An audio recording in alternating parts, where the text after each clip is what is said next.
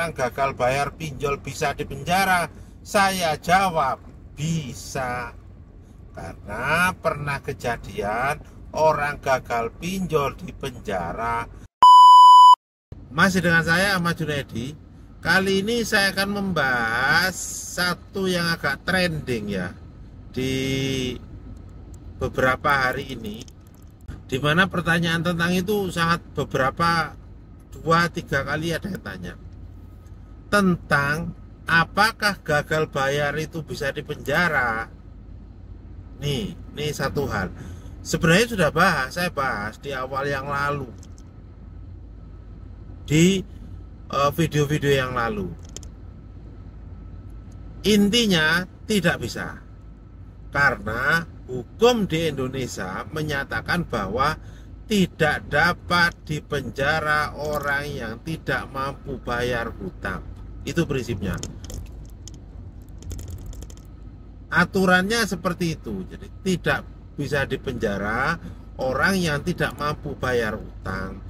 Jangankan Anda yang hutang pinjol. Klien saya hutangnya jutaan, ratusan juta, miliaran, puluhan miliar, bahkan ratusan miliar juga ada. Hidupnya masih ada orangnya, gak dipenjara.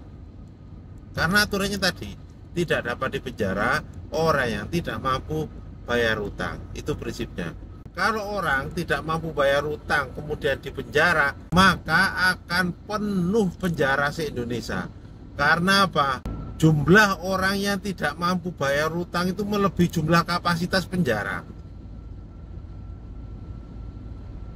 Apa yang ingin saya sampaikan? Satu, yang ingin saya sampaikan, Anda jangan kecil hati. Itu. Kemudian yang kedua, kalau sampai saat ini saya tidak menemukan proses hukum terkait dengan masalah utang tidak boleh, orang tidak mampu bayar utang kemudian dipenjara, tidak ada. Kemudian yang ketiga, dalam undang-undang kepolisian disebutkan polisi tidak boleh nagih utang, jadi penagih utang. Meskipun kalau ada itu oknum, bahasanya pasti seperti itu. Makanya kalau ada yang polisi nagih utang dan sebagainya itu oknum. Memang waktu itu saya ada kasus, itu orang minjol di penjara. Tetapi kasusnya adalah dia itu menggunakan data orang lain. Nah, tanpa sepengetahuan. Jadi ada A itu minjol pakai KTP-nya B. Kemudian B-nya tidak terima karena didatangin ke tempat kerjanya B dan hampir mau dipecat. Jadi tempat kerja B kena teror. Nah, sebenarnya A dan B ini saling kenal, tetapi saya tidak tahu ada urusan apa. A itu bisa punya data KTP-nya B, sama A dipakai untuk minjol. Yang jadi masalah adalah debt collector datang ke tempat kerjanya B, di mana B ini akhirnya ditegur sama ARD, dipermalukan sampai malu, bahkan banyak desi yang datang ke rumah.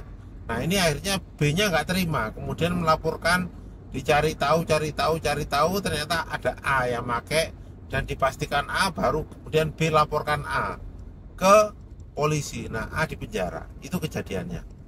Jadi bukan karena A itu dipenjara karena dia tidak membayar, enggak, tapi karena dia memakai data orang lain tanpa izin. Itu masalahnya. Kalau izin, Pak, kalau berbagi nggak bisa, susah. Pernah kejadian seperti itu, tetapi duitnya dibagi nggak bisa karena tetap dapat keuntungan. Nah, itu prinsipnya. Jadi kalau ada pertanyaan yang menyatakan, Pak, apakah orang gagal bayar pinjol bisa dipenjara? Saya jawab, bisa. Karena pernah kejadian orang gagal pinjol di penjara. Cuman dipinjolnya bukan karena gagal bayar, tetapi karena menggunakan data orang lain tanpa izin. Itu masalahnya. Semoga yang singkat ini bisa memberikan pencerahan.